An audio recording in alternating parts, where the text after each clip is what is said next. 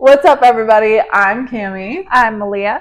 and this is Dying to Spill the Tea. It's been a long, 2 weeks? If that.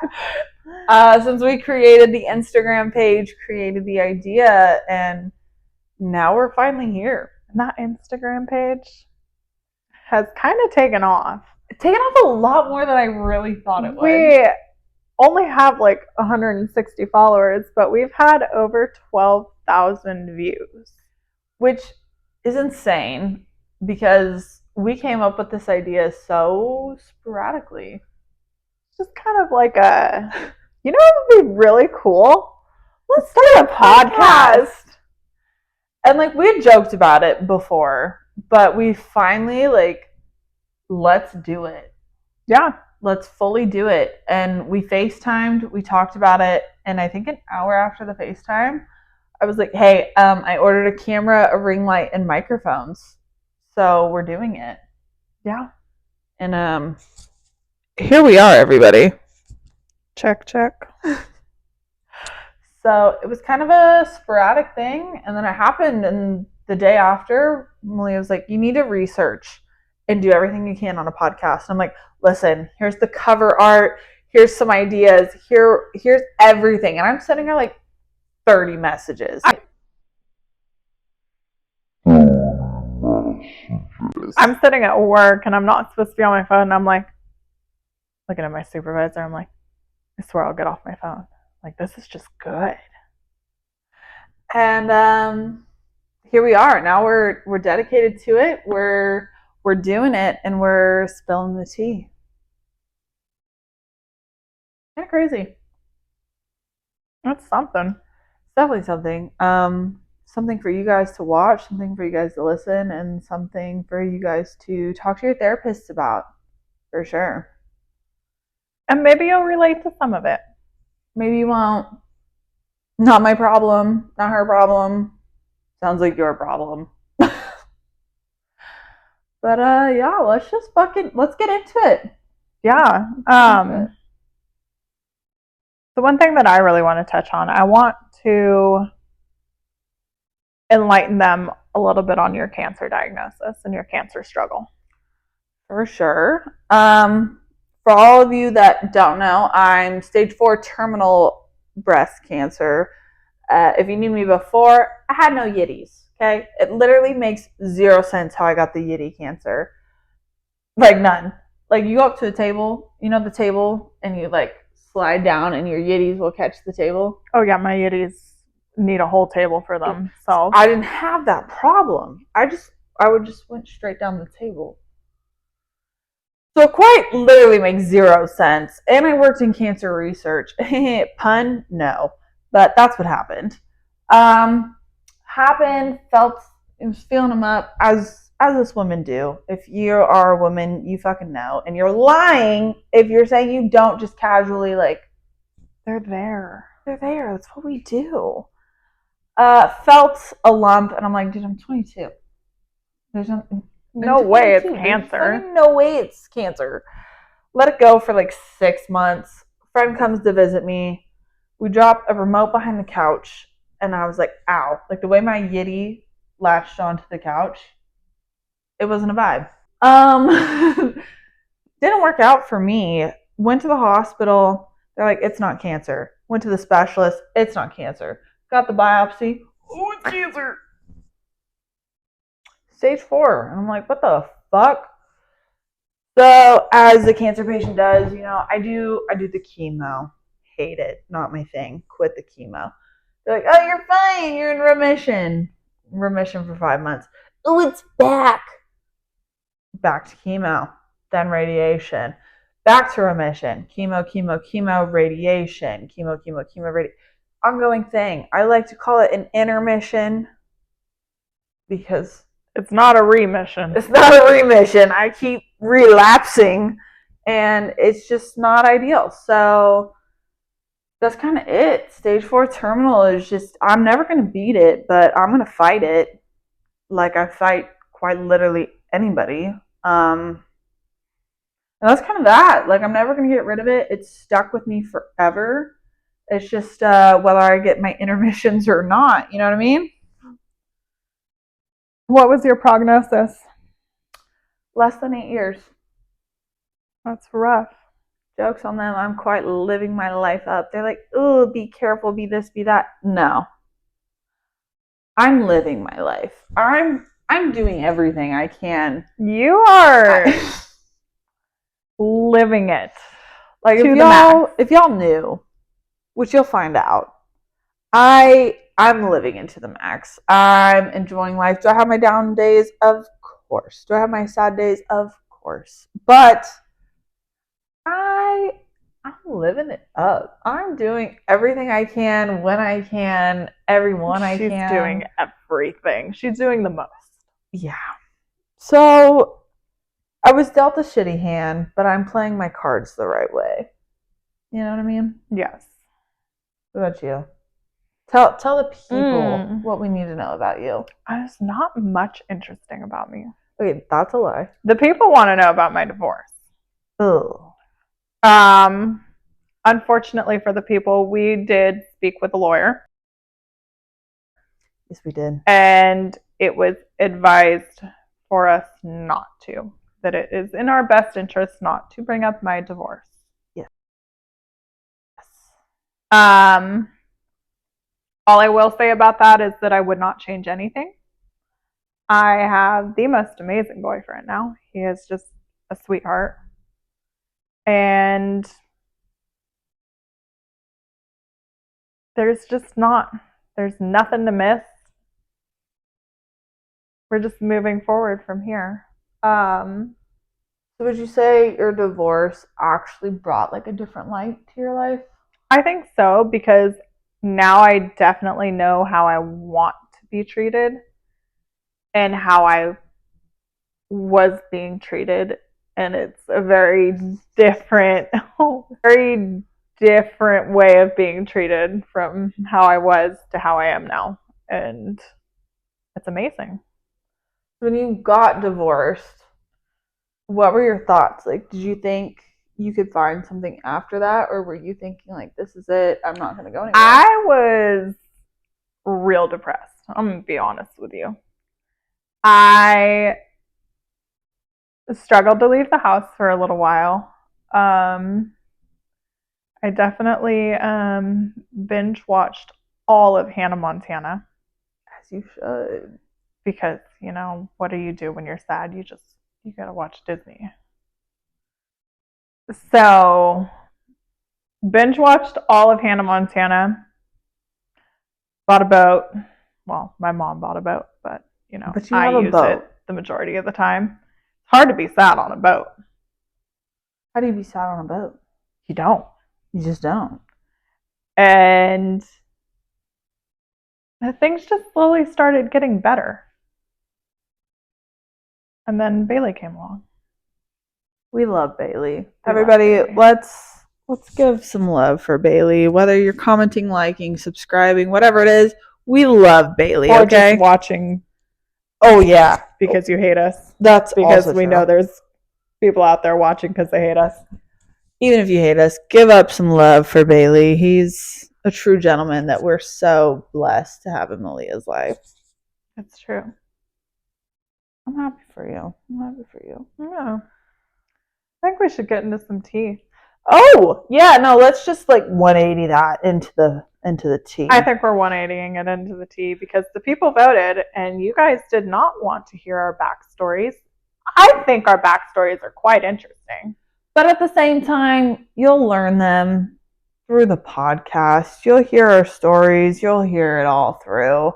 So I get it. So I guess we just dive right in. And let's start with you guys. You know what? We asked you guys some questions. And boy, did we get some answers. And we know you guys. Yeah, honestly, you know what pisses me off? Oh, fucking boils the tea a little bit more for me. Grinds your gears just a little bit. Really gets it going. I've gone to school with some of you guys my whole life. And y'all have never told me anything like this.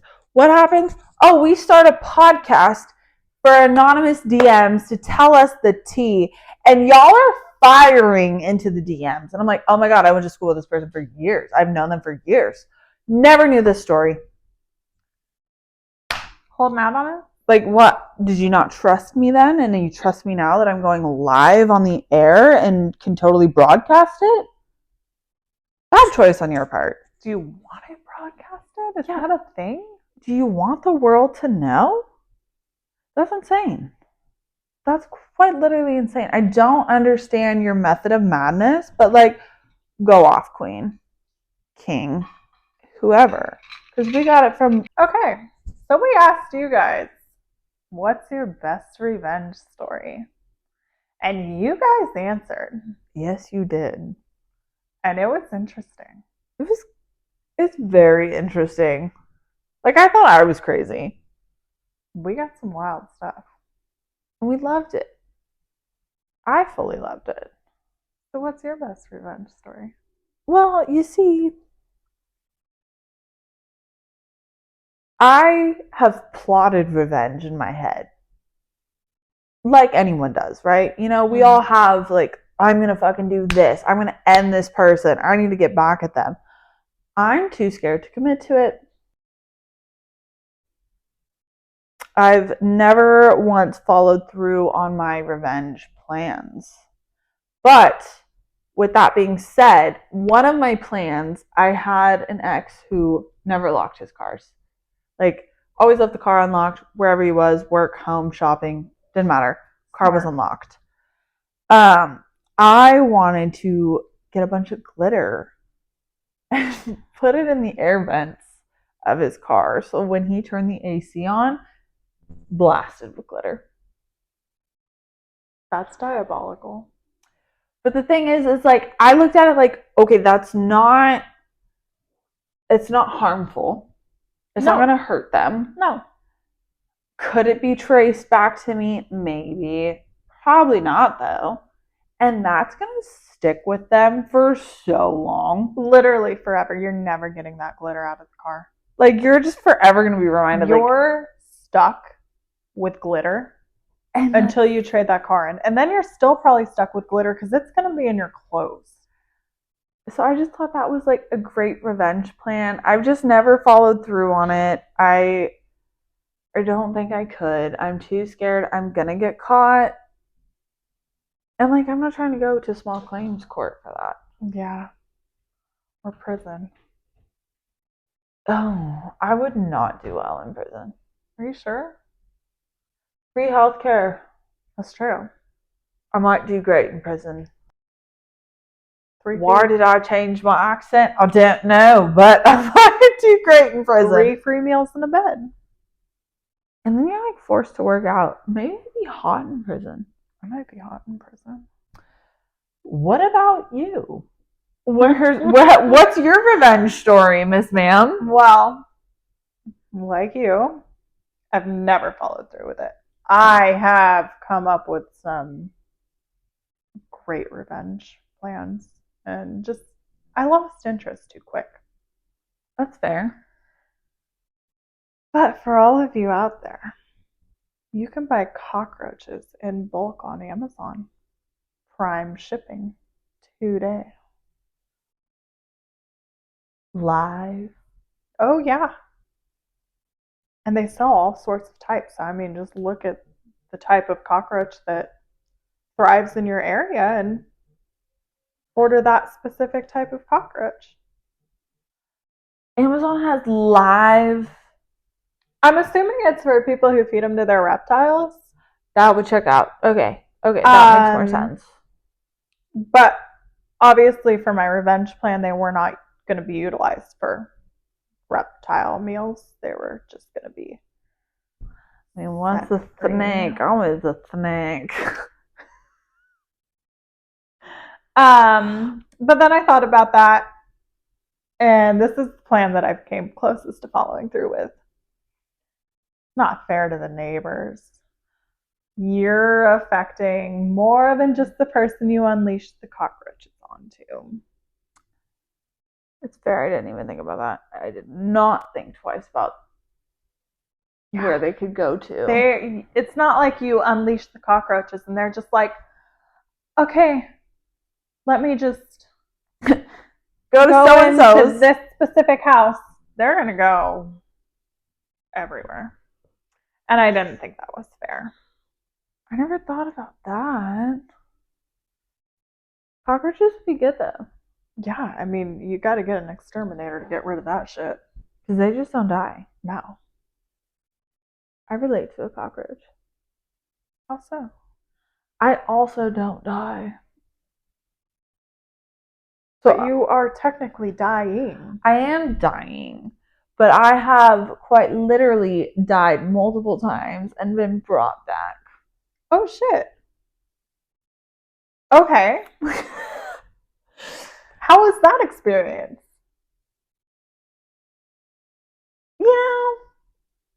It was a time. I had one experience where like I was allergic to my chemo.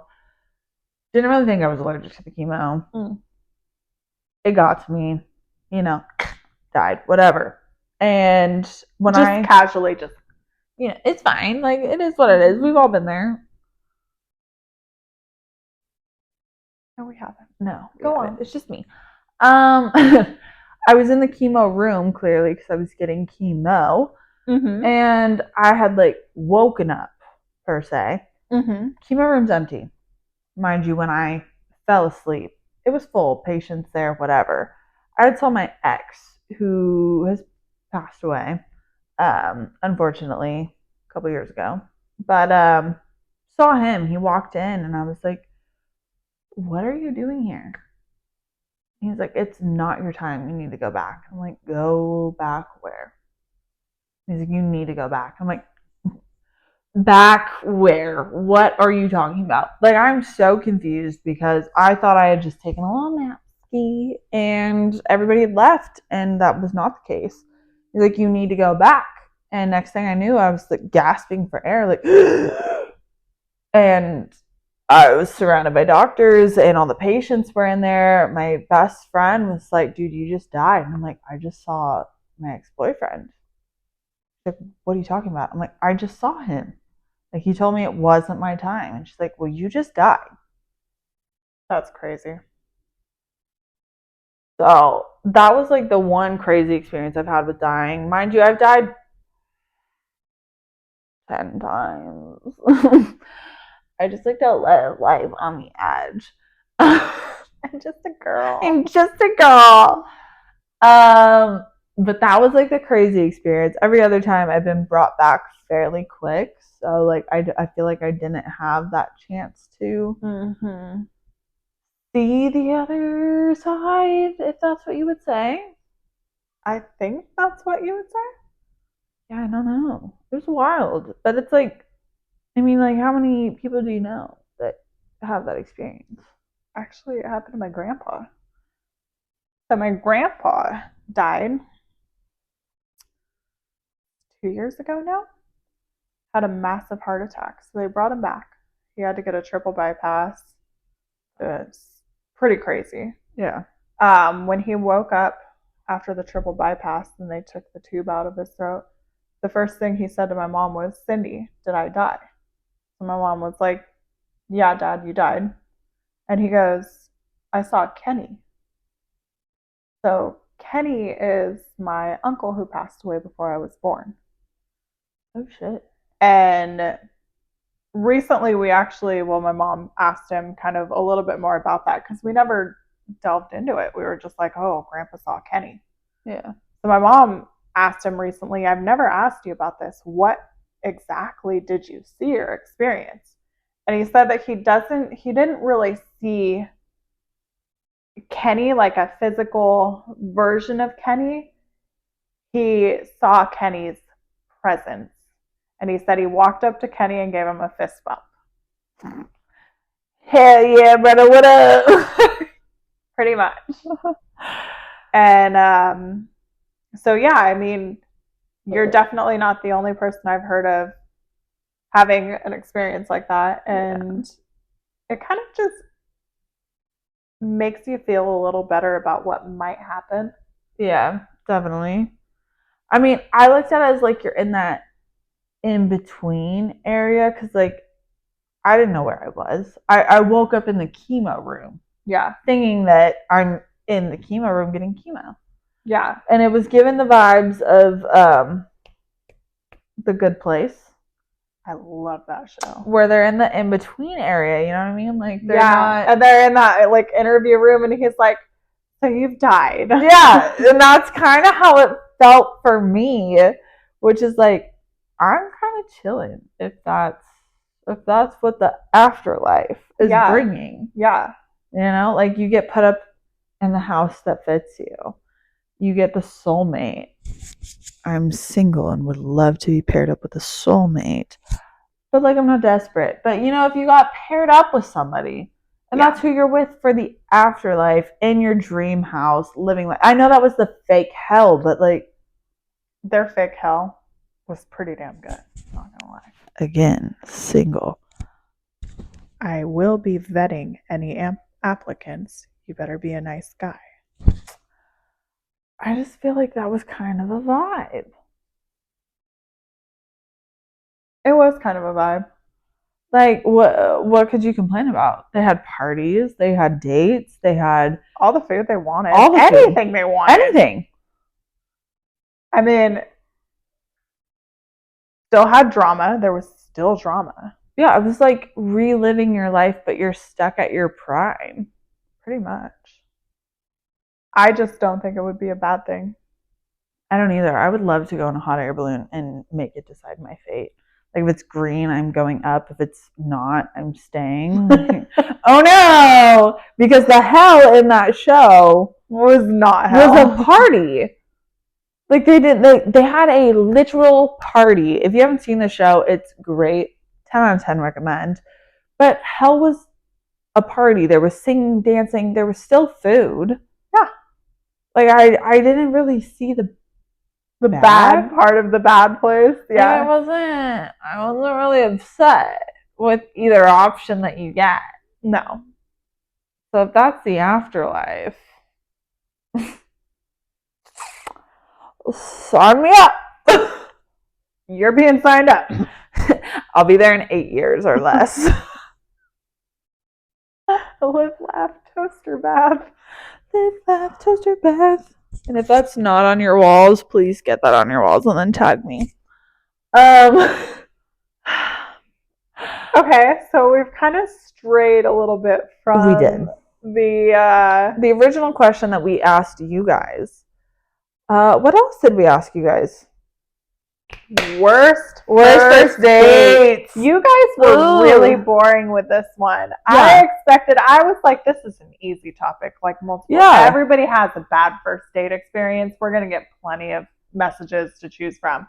Barely anyone responded. And we got so many for the other question. And like, you guys responded so much to the crazy revenge question, but not your first dates. Like, come on. Like, y'all could come at us with all your crazy revenge stories, but you can't tell us terrible first date. I had a terrible first date. Like, we've all had a shitty first date. You're lying if you said you haven't.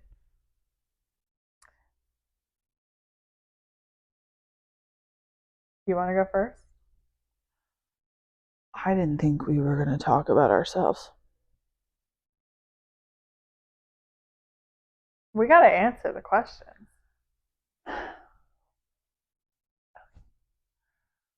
I know this story, and this is a good story. I hate this story. I hate it so much. So this guy that I went on a first date with, I've known him for a very, very long time. We rekindled from like Tinder, Bumble, or some dating app, whatever. This is when I was living in, and he was like, oh, come over, whatever. I was like, yeah, I'll go over. It's fine. I pull up to the college campus because he lives in the dorms on campus, whatever. There's an event happening. It's $50. $50 to park in the parking garage. I was like, okay, like I want to see this guy. Like it's fine. It's fine. And you were what, 18? Yeah, 18 at the time. So I pay the $50, whatever, hating life.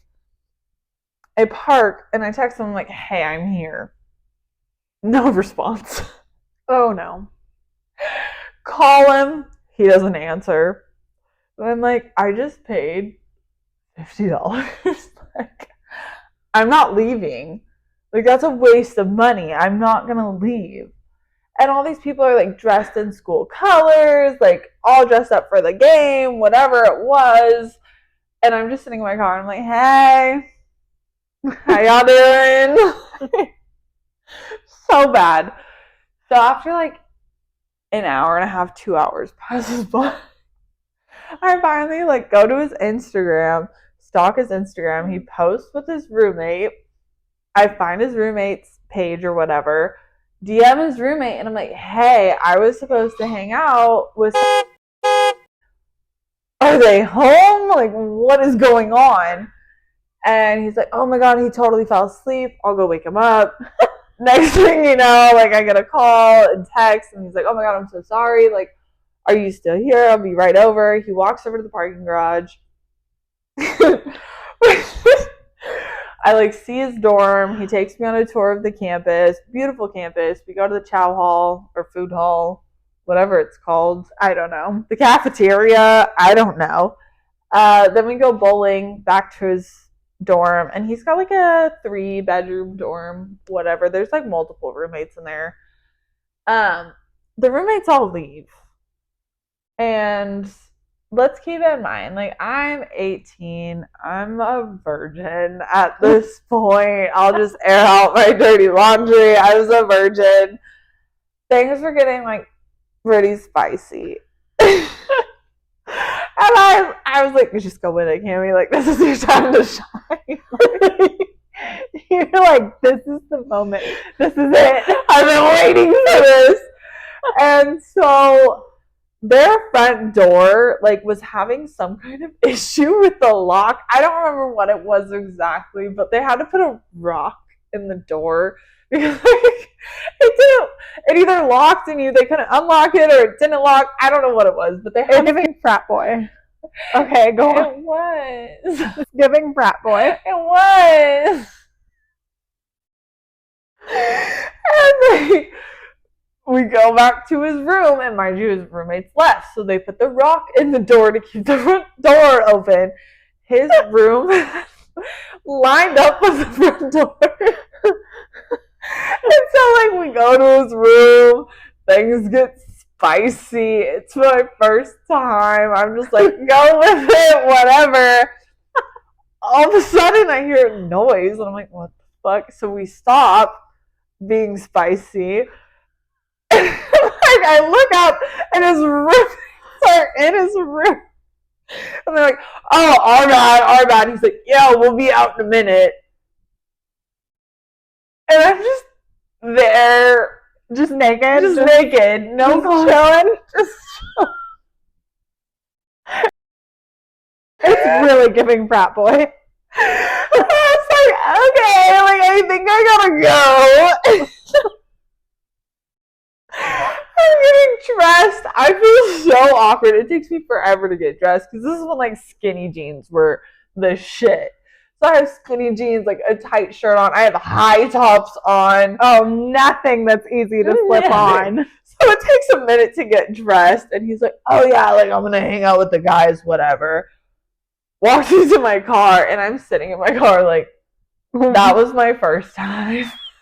Romantic. And so I sent a screenshot of I just had sex by like what is it, Lonely Island, or yeah, to all my friends, and they're like, "Oh my God, tell me all about it." And you don't have like this nice romantic story. You're just like, yeah, I got walked in on. Like,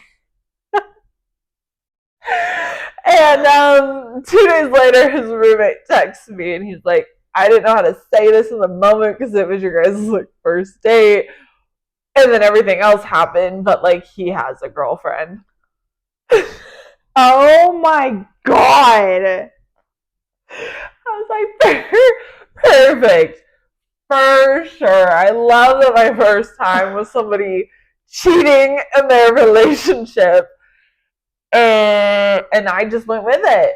I mean, I didn't know, but I went with it. Oh my God. And then like 3 years later, I dated him. Why? I mean, I still liked him. Like, did I approve of his choices? No. But like, once a cheater, always a cheater, Cammie. I know. It didn't work out, obviously. I'm single as a Pringle, but I still dated him. And that was my terrible first date. Love that for you. I'm so proud of it. So enough about me. What about you? What was your first date? What's the worst first date you've ever been on? I haven't had any like super horrific first dates, but I have a pretty funny first date story. Okay. I got a guy's Prius locked in the Scandia parking lot overnight. You went on a date with a man that drives a Prius? To be fair, I did not know about the Prius till I got to the date. Okay. What color? What color Prius? Silver. Ugh, sexy. The Prius color. That is the Prius color. Oh, Prius man. Block us. So anyways, this was a day that I had played Bachelorette. I was sick of men, and I was like, you know what? I'm just going to see how many of these men I can date in one day. As you should. It was on Tinder. So I start lining up dates, right? So I'm just going date to date to date to date. This is my last date of the night, right? I'm like, this has been really fun. This dude's like, meet me at Scandia. So I'm like, sure, I'm secretly hella good at mini golf. Like, let me go kick this dude's ass in mini golf. Hidden talent. Literally hidden talent. Because the first time I ever went mini golfing, I got so mad that I threw the club across. This is when I was like 14. I threw the club across the mini golf course. And then went years and years and years later, like as an adult, and secretly was like hella good at mini golf. And I was like, oh, okay. Where did this come from? I'll take it. So yeah, I meet this guy at Scania. He's waiting for me out front. I'm like, okay, it was already kind of a weird vibe. He didn't like, I don't know, he didn't wait in his car. He was just like standing out front of Scandia, just like waiting. And I'm like, whatever, you know. So we go in, and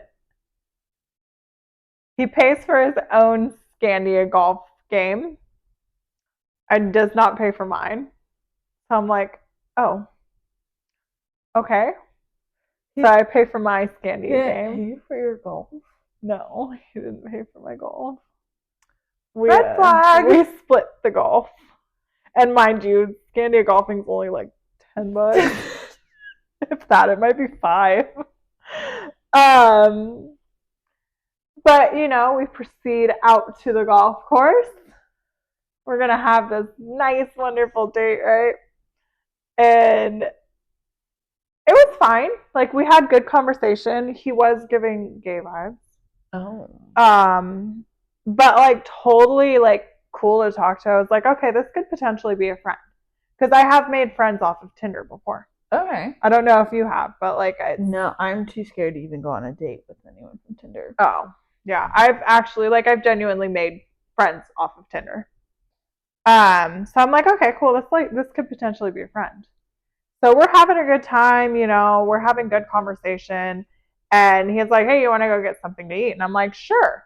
So, you know, Scandia here, Drayton's here. So I'm like, why don't you just jump in my car? Because I ain't getting in the Prius, you know? No. Why don't you just jump in my car? We'll go right over to Drayton. and then we'll come back and get your car. And he's like, yeah, sure, that sounds fine. So he jumps in my car. We go over to Grayton. We have food.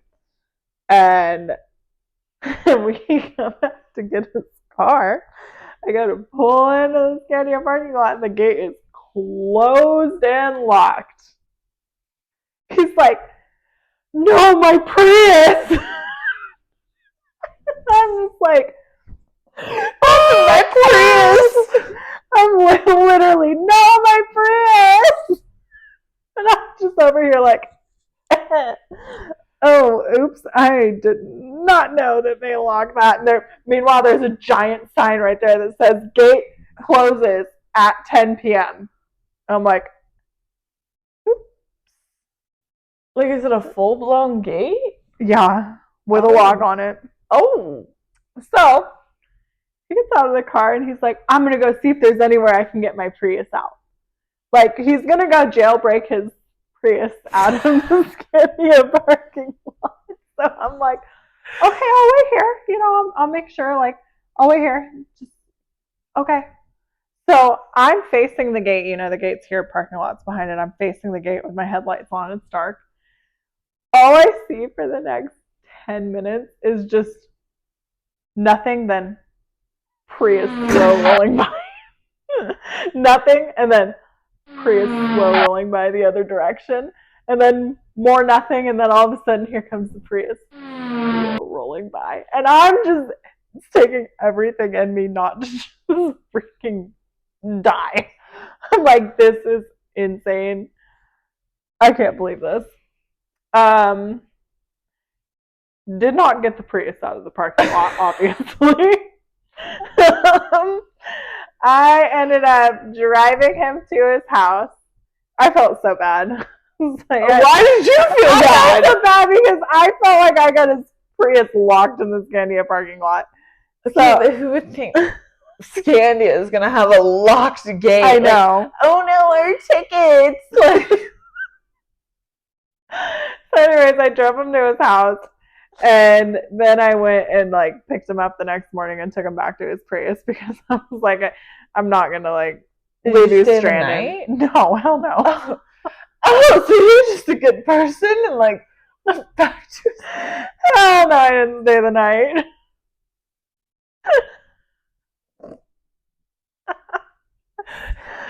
This is why I have trust in humanity. It's people like Maleah. And then I ghosted him. I retract my last statement. He did not get a rose on that episode of Bachelorette. Do you follow him on social media? I don't even remember what his name was. Overshare. I think I had him in my phone as Tinder. How do you do that and not get them confused? That's how I ended up dating my ex. I thought I was texting somebody else. And I was texting him. And then, yeah. That's a fun story. So this was also Bachelorette Day.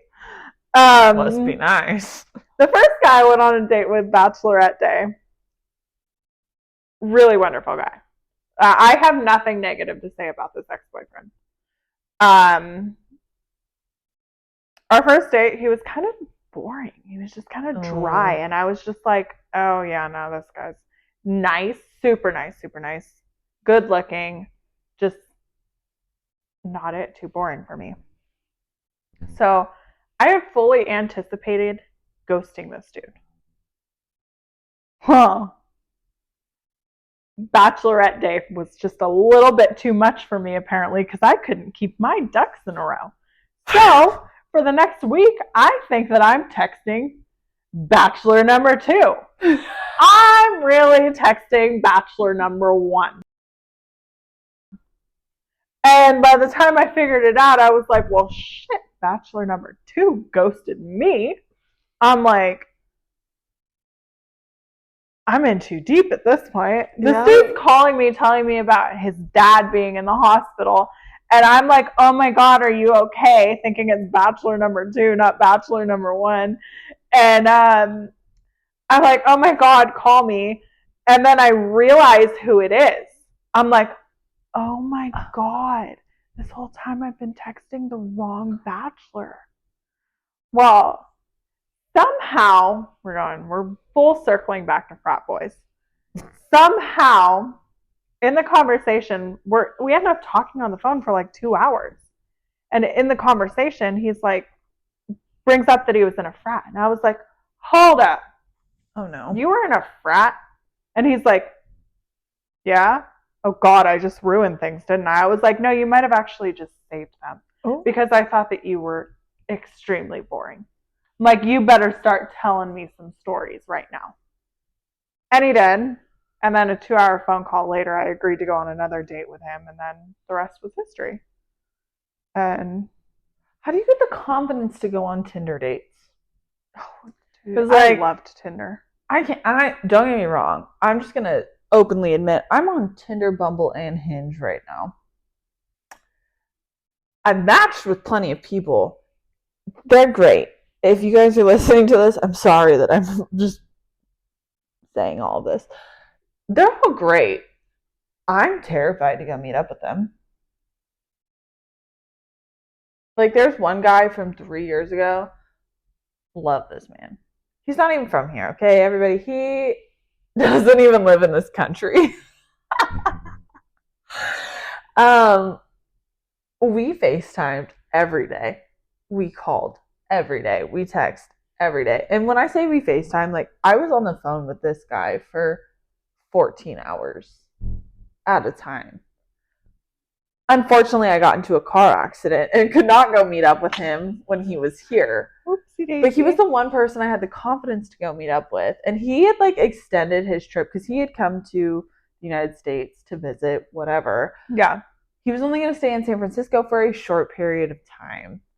He extended his trip for me. And I could not get a ride to San Francisco to meet him to save my life. And to this day, why didn't you just take the airporter?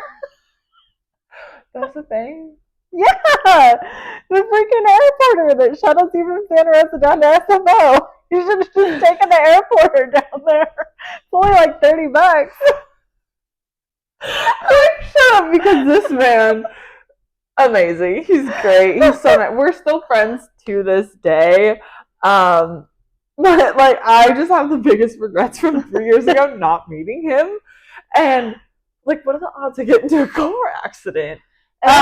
Pretty high according to your statistics with Mando. Don't talk about it. Her car's name is Mando. My car's name is Mando. He attracts car accidents. It's a very common thing. About every 4 to 6 months, my car is in the shop. Coincidentally, at this time, it just happened. Clearly, you're not at fault because you wouldn't have a license at this point. I wouldn't have car insurance at this point. I'm not at fault.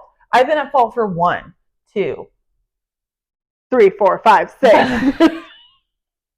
It just happens, okay? But like, that was the one guy I had the confidence to go meet off of Tinder, and now I'm back on the apps again. I don't know if I'm really ready for something, but like, I'm just out there. I can't do it. I used to, it's gonna sound so bad. I used to bully men on Tinder. I loved my Tinder so much.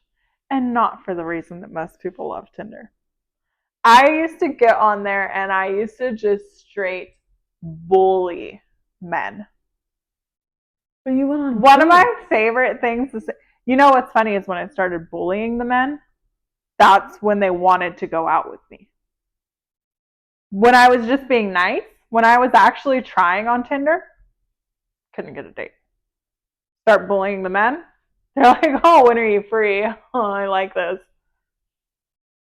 You're weird. But you went. Yeah, absolutely. But I would just straight bully men on Tinder. But how did you go on the date? Like, were you not scared you were gonna die? No. Why?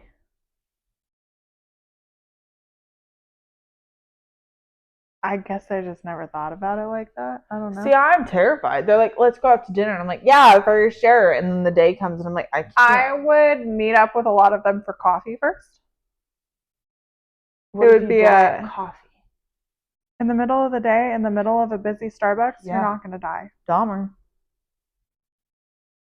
killed people midday. Yeah, well, I mean, what do you got to lose? Oh, but I guess I'm dying anyways, so what does it matter? That's going to change my perspective. Wait till next week when I have 10 dates that I have to fill you guys in on. When she plays Bachelorette. I don't live vicariously through her playing Bachelorette because I can't anymore. I'm going to die. I honestly, that was kind of a big go-to. And I would chat with these people quite a bit before I would meet up with them. Like how long? I can't give you a time frame, but it definitely wasn't like Tinder match. Oh, hey, you're cute. Oh, hey, you're cute. You want to go out? Sure. It was like full-on conversations with these people because like I was basically on Tinder at a certain point. Usually I'd give them my phone number. Okay. And I was just kind of vetting them. I also really enjoyed giving them my Snapchat. Yeah. Because then I can see, are you real? Are you real? Like, do you look like what your Tinder looks like? Because some of you men, no offense, but a lot of offense, also please take offense. Y'all are hatfishes. Have you ever had a hatfish? Yeah, bachelor number 1 that I ended up dating was a hatfish. Point proven. This is why we asked for Snapchat. We're old enough to know, like, we don't need Snapchat.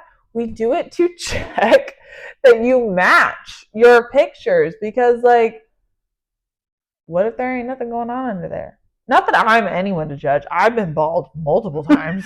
But, like, and that's not the least of my worries. It's just a lot of, like, I want to make sure you are the person that is on your pictures. Yeah. So that was definitely, I know a lot of people frown upon Snapchat. Oh, Snapchat's so horrible, so horrible. I used Snapchat to my advantage during that time period. Fair. Because it was the easiest way to know if somebody was real or not. I just feel like I'm so shallow. Like, and I should be the least shallow, but I'm fucking dying. I'm dying, okay? I've been bald for like a year. I had no eyebrows. I had no eyelashes. Like, I should be the least judgmental person out there. And I'm like, oh, you're 5'9", the same height as me? Oh, like, I don't want a short king. And I'm so sorry for any of you that I've matched with that might see this. I'm not going to go on a date with you if you're my height or shorter. It's just what it is. Help. Okay. Because I'm like, I just want to be posted up with some hot ass dude and people be like, damn. But I should be the least judgmental of all people. Bully them? Okay. Coffee date. But prior to that, vet them through Snapchat. Okay. See, but I'm also... And you feel out the vibes on the coffee date. If the vibes on the coffee date are good, you proceed to a dinner date. I hate dinner dates. You proceed to the bedroom. Mom, turn the podcast off right now. See, that's the other thing. When do you, like... Okay, Tinder. Tinder used to be just raunchy. It is. No, that's what it's still is. No, it's not. I was recently on Tinder. It was prior to Bailey. I was back on Tinder for a little bit. Shout out to whoever kept flagging my photos for pornography, even though I was wearing clothes in every single one of them. I'm pretty sure I know who you are, by the way. So Tinder used to be even more raunchy than it is now. It was so basic, swipe right, swipe left, pretty much solely based on pictures, maybe a tiny bio. it was so easy. Yeah. I hate all of the prompts and stuff that the dating apps like ask you and have stuff. To answer them. I hate them. I think they're so stupid. Definitely, I don't know where I was going with this. You're giving me advice. This just proves advice the point. I'm going to be alone forever. But what exactly was I giving you advice I don't know. You didn't get there yet. I don't know. Listen, there's a guy. I'll be fully honest. I'll be fully transparent with the viewers, with you. There's a guy I'm interested in. There's actually two. If we're being fully transparent. Also the neighbors. She left a note on their door earlier today. Okay, there's a few. But there's two that I fully would be like willing to go on dates with, willing to hang out with, willing to see what happens with them. I'm so scared. Like one of them, I don't want to get into too much detail, but we had planned a date for next week, and I'm so scared he's actually going to commit, and I don't know what to do about it. You're going to go on the date. I don't think I can. You're going to go. I don't think I can. You're going to go. I don't think I can. Listen, I talk the game. I talk the talk. I can't walk the walk when it comes to the dating scene. Because it's like, for one, I've been broken up with for 2 months now. I've been single. And that just feels wrong. But at the same time, it's like when you find someone, you find somebody. Yeah. And like that's okay. That's totally fine. I'm not hating on that. But like, this man's so fine. He's so fine. What if so what are you worried your clothes are gonna fall off? Like what's the concern here? And like what if exactly what just happened? What if that happens on the date? The not being able to talk? Yeah. Grammar doesn't English. English isn't grammaring. How do you say that? What's the proper format? I don't even know what you're trying to say right now. So I'm nervous just by thinking about him. You're going to go. And your grammar's going to English. I think the English is not going to grammar hard enough, and I'm going to speak a different language. And then you're going to talk about it on the podcast. And then you guys can sit and laugh at me because I talk the talk and I can't walk the walk. And I'm so scared that I just admitted to all of this and he's going to watch it. What if he knows? If you are this person I'm talking about. You're giving him warning. He's not. Now he's going to know that you're going to get to dinner and you're going to be like, if you're this person, please just don't say that you watched this. Please act like you didn't see this. Because I'm sorry. And I just openly admitted to talking to so many people. I have to be honest. For you guys, I have to be honest because, like, she's your relationship guru. No, I don't know about that person. I'm the emotional fucking train wreck that you guys have to be like, ooh, what can we do this week? You're getting irresponsible and slightly less irresponsible. Oh, yeah, no, for sure. And it's just, it's an interesting combination. I mean, I would take any advice coming from this podcast with a grain of salt. I personally wouldn't follow this advice unless you want to start a dumpster fire and call it your life. I don't know. I don't know if we're the best, but we are here. We are accepting DMs. We are accepting questions. We are accepting all of it. And we would love some sort of some sort of response. Content? I don't know. Give us something. Give us some... text us back. I'm lonely. Because the content is not flowing quite as easily as we thought it would. But at the same time, it is. And it's just kind of chaotic.